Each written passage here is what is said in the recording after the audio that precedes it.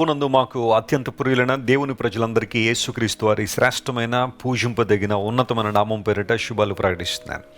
లేఖనాలు సెలవిస్తున్నాయి, యేసుక్రీస్తు ప్రభు నిన్న నేడు నిరంతరము ఒకే రీతిగా ఉన్నారు. ప్రపంచంలో మారనివాడు, మాట తప్పనివాడు మన ప్రభువే. ఎన్నో మారిపోతున్నాయి, వాతావరణాల్లో మార్పు వస్తున్నాయి, మనుషుల ఆలోచనలో మార్పు వస్తుంది, హృదయాల్లో మార్పు వస్తుంది, ఎన్నో పరిస్థితులు మారిపోతున్నాయి. కానీ మారనివాడు, మాట తప్పనివాడు మన ప్రభువైన యేసుక్రీస్తు వారు మాత్రమే. ఆయన వాక్యం కూడా మారని మాట. దేవుని లేఖనాలు మనకు అనుగ్రహించబడ్డాయి, వాటిలో ఇంకెప్పుడు మార్పు ఉండదు. వాక్యాన్ని అనుసరిస్తూ జీవిస్తున్నప్పుడు ఖచ్చితంగా మన జీవితాల్లో గమ్యాన్ని చేరుకోవడం మాత్రమే కాకుండా భావితరాలకు ఆదర్శవంతంగా మనం జీవించడానికి ప్రభు తన కృపను విస్తరింపజేస్తారు.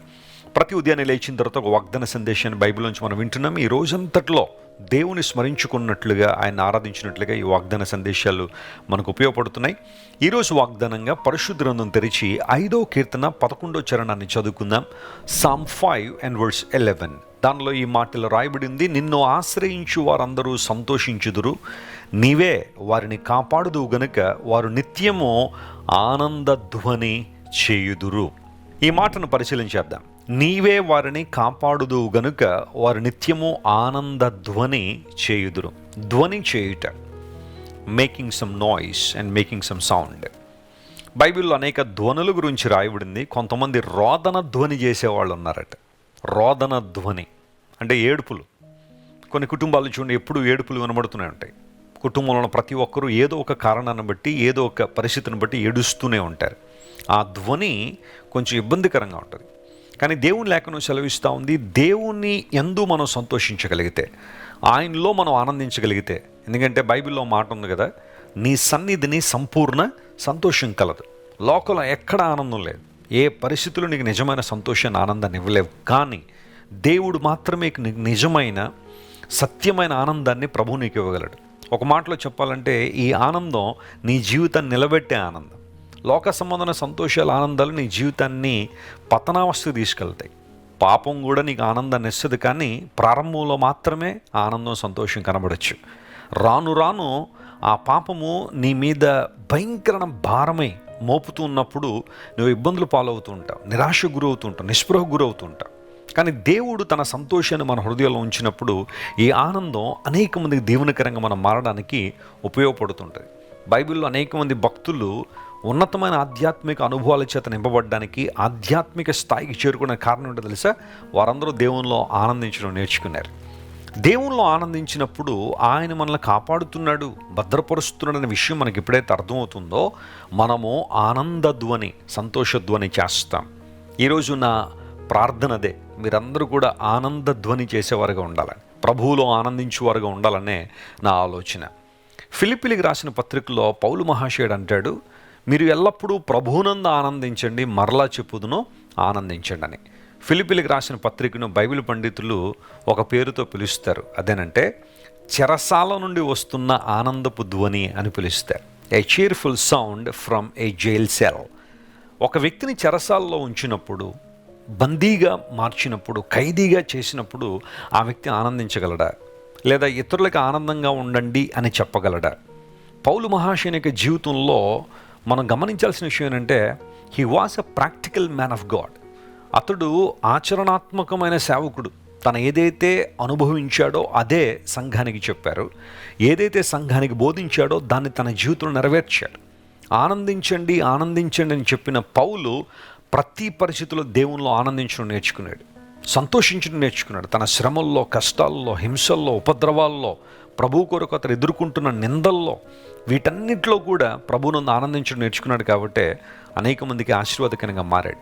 ప్రియ సహోదరి, నీలో ఉన్న దేవుని ఆనందాన్ని దొంగిలించాలని అపవాది ఎప్పుడు ప్రయత్నం చేస్తూనే ఉంటాడు. నిరాశ తీసుకొస్తాడు, నీ జీవితంలోకి నిస్పృహలో నేను నడిపిస్తూ ఉంటాడు. నీకు అది లేదు, ఇది లేదని, నీకు లేని వాటినే ప్రతిసారి నీ ముందుకు తీసుకొచ్చి నువ్వు విచారించువాడుగా ఉండాలని, లేదా నాకు అది లేదు, ఇది లేదని ఏడ్చు వ్యక్తిగాను ఉండాలనే అపవాది ఆలోచన చేస్తాడు. కానీ count your blessings rather than your problems.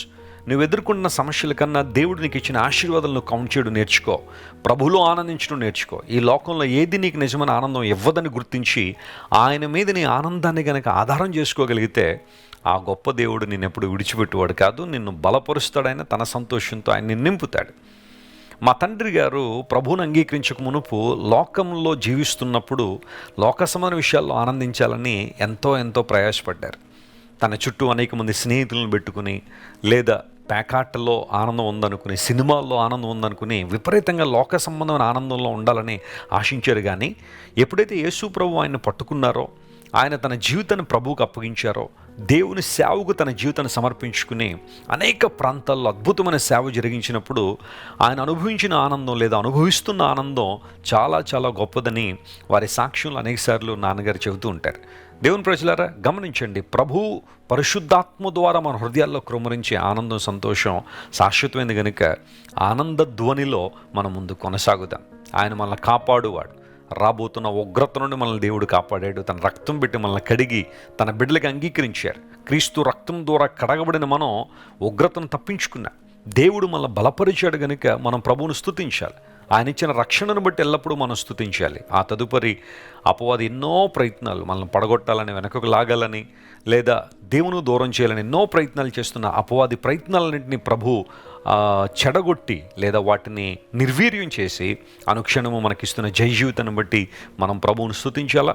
మీరు ఎల్లప్పుడూ ప్రభువులో ఆనందించండి, సంతోషించండి. ఈ రోజంతట్లో కూడా ఈ వాగ్దానాన్ని క్లెయిమ్ చేసి ప్రభువును మహింపరచండి. దేవుడు మిమ్మల్ని ప్రత్యేకంగా దీవించి ఆశీర్వదించిన గాక. ప్రార్థన చేసుకుందాం. ప్రేమగల తండ్రి, గొప్ప దేవానికి స్తోత్రాలు. నీవు మమ్మల్ని కాపాడే దేవుడు గనుక నీకు స్తోత్రాలు. ఇశ్రాయేలును కాపాడువాడు కునుకడు, నిద్రపోడని వాగ్దానం చేసి ఆ వాగ్దానాన్ని మా జీవితంలో నెరవేరుస్తున్నందుకు నీకు స్తోత్రాలయ్యా. ఈరోజు మా ప్రియులు ఎవరైతే దుఃఖంలో ఉన్నారో, వేదనలో ఉన్నారో, నిస్పృహలో ఉన్నారో వారందరినీ ముట్టండి, బలపరిచి లేవనెత్తండి అయ్యా. నీ సంతోషం, నీ ఆనందం వారి హృదయాల్లో ఉంచి బలపరచమని కోరుతున్నాం. కనికరించి సహాయం చేయండి. ఎవరైతే అనారోగ్యంతో ఉన్నారో స్వస్థత ఇవ్వండి. వేదనలు ఉన్నవారిని లేవనెత్తండి, కనికరించి సహాయం చేయండి. ఘనత, మహిమ, ప్రభావానికి మాత్రమే ఆరోపిస్తూ యేసుక్రీస్తు వారి అత్యున్నతమైన నామం పేరిట అడిగి వేడుకొనిచున్నాం తండ్రి. Amen, amen. God bless you dear friends. Have a wonderful day. Christ Worship Centre ఓ బలమైన సంఘ ఉజ్జీవం. కొన్ని సంవత్సరాల క్రితం కేవలం 2 ప్రారంభించబడిన పరిచర్య నేడు ప్రపంచవ్యాప్తంగా లక్షలాది మందిని ప్రభావితం చేయుచున్నది. రాజమండ్రి, సికింద్రాబాద్, బెంగళూరు, నెల్లూరు, దుబాయ్, బెహ్రైన్, కరీంనగర్, విశాఖపట్నం, గద్వాల్, కొవ్వూరు, మలకపల్లి, శ్రీలంక, భూటాన్, అడ్డతీగల, పాలమూరు, ఒంగోలు, బళ్ళారి, కోరుకొండ, పోతవరం, నల్లజర్ల, వెంకటరామయ్యగూడెం, మచిలీపట్నం, ఇందిరానగర్లతో పాటు అనేక గ్రామాల్లో క్రైస్ట్ వర్షిప్ సెంటర్ ఆరాధనలు జరుగుచున్నవి. వాక్య సంబంధమైన ఉజ్జీవంలో, పరిశుద్ధాత్మ సంరక్షణలో కొనసాగాలనుకునే ప్రతి ఒక్కరికి మా ప్రేమపూర్వక ఆహ్వానాన్ని అందిస్తున్నాము. రండి, ఆత్మతో సత్యముతో ప్రభువైన యేసుక్రీస్తును ఆరాధిద్దాం. మీరు ఇంతవరకు విన్న దైవ సందేశం మరియు దేవుని సేవకులు చేసిన ప్రార్థన మీకు ఆశీర్వాదకరముగా ఉన్నదని విశ్వసించుచున్నాము. ఈ సందేశాన్ని మీ స్నేహితులకు, బంధువులకు షేర్ చేయండి. మీకు ఏదైనా ప్రార్థన అవసరత ఉన్నచో మా ఫోన్ నంబర్లకు కాల్ చేయండి. దేవుడు మిమ్మల్ని ప్రేరేపిస్తే విశ్వాసంతో సాగుచున్న ఈ పరిచర్యను ప్రోత్సహించండి. మరిన్ని వర్తమానాలు, పాటలు వినుటకు జాన్ వెస్లీ మినిస్ట్రీస్ అను మా యూట్యూబ్ ఛానల్ను సబ్స్క్రైబ్ చేసుకొనండి. ప్రభువైన యేసుక్రీస్తు కృప మీకు తోడైండును గాక.